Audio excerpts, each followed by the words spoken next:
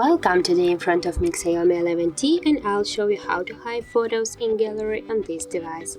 So first you should go to the gallery application, and here you can see the albums. And now we can see here two albums. Just press with your finger for a while on the album what you wanna hide, and here you will see the hide icon. Just tap on the icon and confirm to OK. And now you can find this album here. Just tap on the three dots and go to the settings.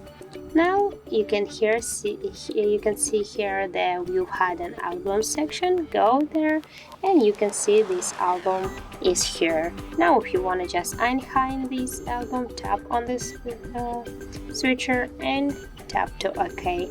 Now you can see your album is here right now. So that's it. If you found this video helpful, leave like, comment and subscribe our channel.